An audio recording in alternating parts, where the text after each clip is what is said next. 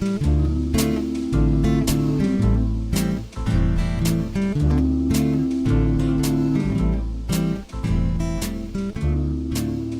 The Log. I'm Charles Bursell. Want to start today with a couple of small corrections, clarifications. We were talking yesterday about these Republicans who suddenly have seen the light and they decided to vote for impeachment. And we were supposed to be so happy and so grateful and thankful and praise them because, oh, you know what? Well, okay, we talked about this yesterday. And the point that they proudly stand up and say, well, I voted for him. I agree with all of his policies, but this murderous rampage just goes a step too far. And so we were making fun of that a little bit. And I ticked off a whole long list off the top of my head of issues that they had no trouble with. Family separation and all the big lies about the election and tax cuts for billionaires, the whole list. Anyway, we went down a big long list, and I realized after you and I spoke, I didn't even mention the two biggest ones of all, and that's COVID and climate. The Orange Menace needs to be charged with negligent homicide, just like the charges they brought in Flint this week. Yeah, negligent homicide. Not only negligent genocide. I mean, when you kill 400,000 people. And then I didn't even mention the climate crisis. It's so catastrophically enormous, I guess I just didn't have it in the same frame of mind there with his other wretched little sins and foibles. So I just felt sort of compelled to mention that today. When I was listing the sins of the Orange Menace and the fact that these repugnants were okay with everything up until murder at their literal doorstep, that I didn't mention these two. So there you go. Now I feel better. I mentioned them. And then another item that I made a mistake yesterday. You probably caught it as I was speaking. So you may not need this correction, but you'll know that I caught it eventually. The 14th Amendment. It does not take a 2/3 vote to invoke Article 3 of the 14th Amendment, banning anyone, the Orange Menace in particular here, from holding office in the future. I was confused because I read at one point that it took a simple majority vote, and then at another point that it took a 2/3 majority vote. But that was my confusion, because at the end of Section 3, it says, Congress may, by a vote of 2/3 of each house, remove such disability. In other words, you can reverse the penalty. So I hope I've got this right. I hope I'm not misleading you. I'm pretty sure I've got this right now. It takes a simple majority of both houses of Congress to enforce Section 3 of the 14th Amendment. The 2/3 thing happens if you want to reverse your decision. Okay? All right. All right. Those obligations now taken care of. I feel better. What we're going to do today is just a little bit different. I'm going to read to you something that I wrote. I don't normally do that. I usually speak extemporaneously. I don't write scripts for myself. So it's going to sound like I'm reading because I am reading. I'm also going to interject a lot of commentary along the way as it comes to mind. So if it sounds a little unusual, if I don't quite sound like myself, if I sound like I'm reading, it's because I am. See, I woke up this morning with thoughts that I just had to write immediately. So I just sat on the edge of my bed, grabbed my phone, and started writing. So, with that little explanation, regarding election aftermath, the attempted coup, the Capitol attack, the impeachment, and the upcoming inauguration, with ongoing threats of extremist right-wing violence, this is one of those times when the news is very much overwhelming, right? And so we're at this sort of phase right now. That's what I want to talk about. There comes a time in a news story, any news story, when our daily attention reaches its point of diminishing returns. After that, it becomes an obsession, voyeurism, and entertainment The profit-driven news media will welcome, even encourage this transformation and keep feeding us the junk we crave. It is up to us, therefore, to turn away toward the information that we really need to know in order to advance our mutual and collective benefit. This is an essential component of democracy, and each of us has a responsibility to maintain it. So I'm not saying that we've reached that point in this particular story, because it's huge, right? It's obviously we need to know these things. It's not just an entertainment. But I think we're at a stage now where we have to watch for that. For a moment, put aside these particular current historic news events, and let's just think about this generally. When the news becomes too overwhelming, we should resist the urge to turn it all off. A lot of us do that. But that's a binge and purge cycle, and I don't think it's healthy. Yeah, you have to take a break once in a while. You have to get away. I certainly understand that. But let's not make this a pattern. Let's not make this an extreme cycle where we're buried in the news, we're consumed by it, we're obsessed with it, and then we just turn it all off and indulge in our privilege. Because it takes a certain kind of economic and racial privilege to even think you can turn away from the news. A lot of people are living it. They're living the problems. We're just watching the problems, some of us. So I don't like the binge purge cycle regarding news consumption. Instead, I think what you want to do is you want to check in on important stories. You can stay informed without obsessing about it, because the mainstream media will find, we've talked about this plenty of times, they'll find that one story and they'll just hammer and hammer because it keeps getting clicks, it keeps getting views, it keeps getting readers. The other side of that story is where the mainstream media will drop a news item because they've decided it's no longer benefiting them. But there's really no relationship at all between a story's benefit to us, citizens in a democracy, and a story's benefit to the media outlet. A story might remain just vitally important for us to know, for us to follow, but it's not just handed to us. It's not just fed to us on a spoon every day. Then we have to go find it.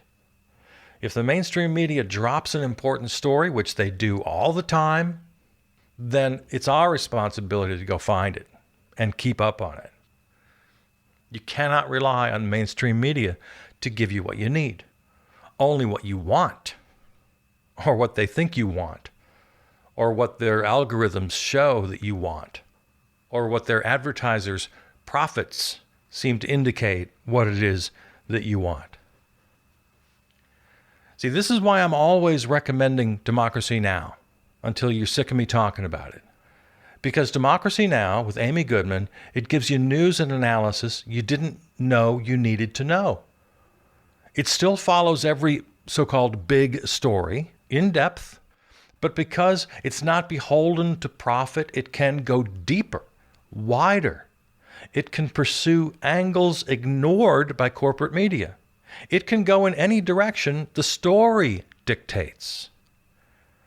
This is also why I always recommend your local community radio station and newspaper. Community, nonprofit, non-corporate. The topics and stories presented here are not selected by a stressed-out managing editor with constant pressure from the hierarchy above to keep their eye on the bottom line. No, in fact, it is precisely the opposite. The writers and presenters of community media are exactly what the title implies, members of the community. And they are choosing the news and information that they care deeply about. And they want to share it with you because they genuinely believe it will serve you, because they genuinely care for you. You'll often be surprised by what you hear. Again, the idea of, I don't know what I need to know. Or you may simply be entertained. That's okay too. But the point is, you're not being manipulated, and nobody's selling you anything. All right, so let's talk a little bit about what kind of news we should be taking in, and how we can and should take back some of that power, some of that autonomy where we decide. Ask yourself, does my continued attention to this story, my deeper understanding of every angle, of every nuance, does it actually help in any way? Am I serving the collective, or have I become a voyeur, seeking my own entertainment? Now, that entertainment option, it's not bad necessarily in and of itself, as long as you're self-aware. I mean, a lot of what we consume, sports, movies, books, are intended for our own personal enjoyment. But when what we call the news slides into that entertainment category unconsciously, without our cognitive permission, so to speak, now we have a problem. And it's both a personal problem and a societal problem. Now, the news of the January 6th Capitol attack is obviously huge. And there's many tentacles, most of which the media is absolutely right to follow. The political side, Cruz and Hawley leading Congress in a soft coup to thwart a presidential election. The hard coup, the attack itself. The role of the Orange Menace as their leader. The ensuing impeachment. The revelations now in the last few days about how members of Congress themselves may have been complicit, may have been active allies.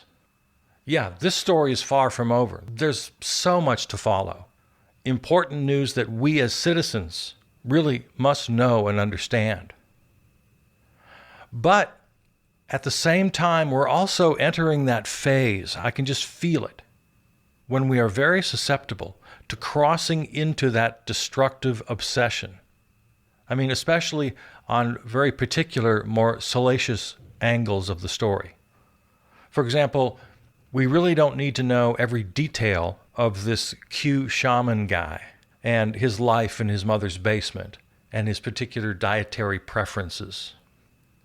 This kind of angle, that's where mainstream media starts pulling you by the nose and starts pulling you in. So I'm asking us to be aware of that, to be the masters of our own domain, to coin a phrase. And the major news events of these past 10 days or so, they're so big, they're so historic. No one can blame you for doom scrolling these days. Perfectly natural. But I'm starting to see the mainstream media do what it does. In addition to the important stories they're covering, and they are important, they're already starting to find clickbait. The kind of stories, the kind of angles that turn news into entertainment, that push all the right buttons in our psyche. I mean, I don't have to tell you, plenty of sources out there. Go back and watch The Social Dilemma again. They've got their cattle prods out, and they are herding us in the direction that hooks us, that makes us addicted. We can't turn away. It feeds our preferred narrative. Of course, there's that whole side of the story. Your attention, your devotion translates directly into their profit. So they know how to keep your attention. They know how to grab you and hold you and keep you.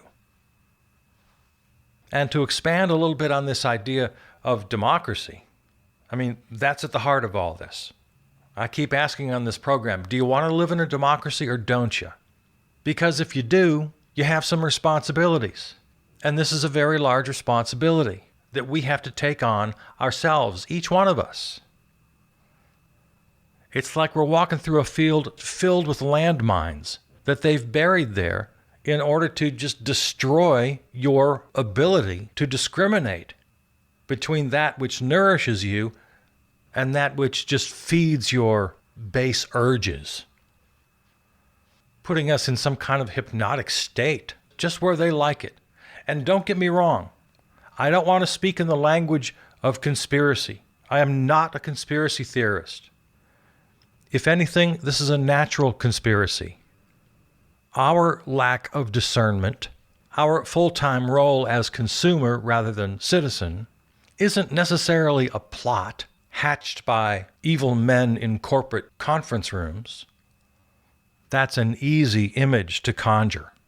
These are movie villains. But the guys in the suits in the high towers, they're people with husbands and wives and kids. Just like your buddy on the local community radio station is a person with a wife or a husband and kids. It's just that one of them is working in this enormous profit-driven system that they didn't invent, that they probably don't even recognize.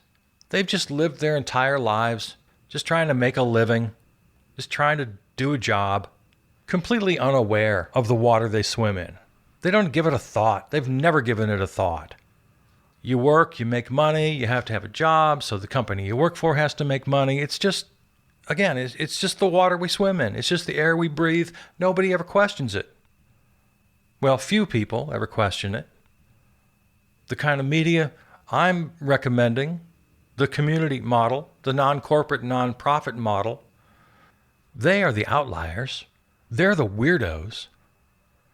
But they're also our only hope if we want to live in a goddamn democracy where we are citizens and not just consumers. And we don't have to spend every waking moment obsessed with government and politics and being a good citizen. But maybe part of our day? For a lot of people, that percentage is down to, I'd say about 0. 100% consumer, 0% citizen. Could we try to bump those numbers a little bit? Can you be 10% citizen? Can you be 30% citizen? Put a pie chart in your mind right now. And that pie chart represents your attention. You only have a finite amount of attention that you can give. Okay, look at your pie chart. You want to give 100% of your attention to being a consumer? To just seeking what gives you pleasure? Taking in through television, streaming, movies, reading, however you take it in? Only that which feeds your preconceived narrative? Only that which feeds your ego? Again, this is not a bad thing. In fact, it's a hell of a lot of fun. And I think everybody should indulge in those things. Feed your ego, feed your narrative, have some fun. Can we slice up this pie chart a little bit, though? Can we give our attention for part of the day to information that makes us better citizens? If that pie chart shows 10%, 20% citizen-centered attention, I'd be thrilled. Get it up to 50% plus, now we're talking. Now we might actually have a country here. We might have a world we can live in. So let's just circle this back to my original thought.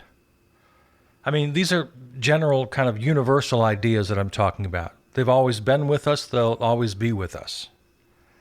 But I bring them up today because I really feel like we are in a particular moment, a moment in history where it's up to us to decide the trajectory of that history. And as we are so completely steeped in media, there's no getting around that. Whether it's social media, film and television entertainments, and particularly the so-called news media, because we are so steeped in it, we have to be aware of it, and we have to claim some autonomy in that realm. We have to be the deciders. We cannot allow ourselves to be pulled down rabbit holes of their choosing. They meaning the profiteers. Again, mostly good, decent people just working in a really screwed up evil system. A system that wasn't designed from the top with every detail in place. Okay, this is how we're going to get them. No. It's a system that grew from the bottom up with a lot of bad decisions along the way. And it's just developed through this weird osmosis, this weird evolution. I mean, can you imagine trying to reverse engineer the media system we live under? Find out exactly where it went bad. Take it back to the cave paintings. Take it back to the ancient sophists, to the medieval bands of wandering storytellers and minstrels, to the early pamphlets and first newspapers, and then the advent of radio and television, and then social media, and just right on through. Where did this thing go so bad? But at every stage of history, you got those keepers of the light through the dark ages, hunkering down and waiting things out until the Renaissance came like the cavalry to save the day. Like the beat poets of the 1950s, refusing to succumb to the crippling conformity of that time. To our contemporary local weirdos and artists and purveyors of community media, trying like hell to keep that same light aflame. But I'm asking you today, I'm asking you to dip your torch into that flame and carry that torch. You don't have to be a big old revolutionary. I'm not asking you to upend your life. I'm not asking you to be a Dark Ages monk or a 50s beat or a weirdo revolutionary. No. All I'm asking today is really a very, very simple thing. Just turn the dial, turn the page. Don't let them get you. They want your eyes, they want your brain, they want your mind. They want them. They want them for their own. They want them to serve their purpose. But you need those things. You need your eyes. You need your mind. We need them. We need your attention, your goodwill, your participation as a citizen in a dangerously floundering democracy. And you may think you're already there, because that's one of the big tricks. Again, I'm not saying that they're even smart enough to figure this out. It's a natural conspiracy. It's a natural consequence of the system, this trick. And that is that our doom scrolling, our obsession with the talking heads on the cable news stations, makes us think that we're somehow contributing, that that is our role as citizens. Well, I care, and I'm upset, and I have strong opinions. So that's enough. What else can I do? What else should I do? I'm a good person. I'm a good citizen. I care. Well, that's all well and good. And I would agree, we do need to care. At least that's the first step. That's an essential first step. But after care comes action. And often that action can be as simple as a once every 2 or once every 4 year vote. But you taking action is not in the interest of the profiteer. The only action they want is you buying the products. You have to go to the advertisers and buy their products. That's all they want. That's all the action they require from you. And if through your news consumption and through your caring, you arrive at the conclusion that the system itself is the problem, then you are the enemy of that system. You can watch mainstream media 24/7. You can read until your eyes bleed. You can find a great diverse landscape of ideas and opinions and analysis, but you will never, in that entire world, find any news, information, or analysis that challenges the system itself. None of those talking heads are going to say, well, money is the problem, profit is the problem. None of them. Even our beloved Bernie Sanders, he takes it up to a point. Yeah, we have to have fair distribution. We have to take care of people. But the fundamental system itself that makes all this possible, but the underlying structure of money itself, of profit, of buying and selling, of bosses and workers, that is baked in. You'll hear lots of ideas that tinker around the edges, but you will never, I guarantee it, I challenge you to find it, you will never hear those fundamentals questioned in any mainstream media. Never. Now let's be clear. Mainstream media does serve a purpose. it's serving one right now. Again, as I started this conversation, we are in the middle of 2, 3, 4 huge news stories. Historic. And at any given moment of the day, they're doing a great job covering those stories. I want to give them their due. And especially when events are moving so rapidly with all these interlocking stories, the news media does serve a vital purpose. And I want to give them their due. But at the same time, just issue a warning. The mainstream news media, by its very nature, is incapable, or at least unwilling, to keep their focus on what's important if they can get more eyeballs with something sensational. And we need to be smart about what we consume, because it will impact how we think about these huge issues and, as a result, set the course for the action we take. We're not only observing history, we're living history, and we have something to say about how this history will be told. We cannot afford to be passive consumers of the news media at this historic time. We have to be proactive about finding the information we need and the analysis that will serve us to help us make the decisions that we have to make in a democracy. So, this is what I woke up thinking about this morning. Again, if you didn't hear the top of the show, if part of the time it sounded like I was reading today, it's because I was. I jotted down a quick little essay when I got out of bed this morning.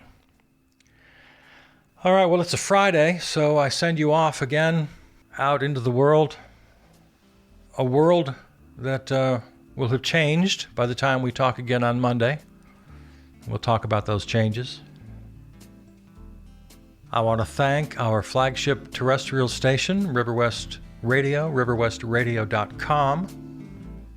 Encourage you to visit the website, charlesburcell.com, where you'll find all sorts of good stuff, including the links to every show. You can go there to listen and subscribe. And you can subscribe to this podcast on various platforms. Also, reach out to me on Facebook, Twitter, charlesburcell@gmail. Love to hear from you. And as always, thanks to the composer and performer of our theme music, Peter Donalds. There you go. Have a good weekend. Talk to you Monday. I love you. I'm Charles Burcell.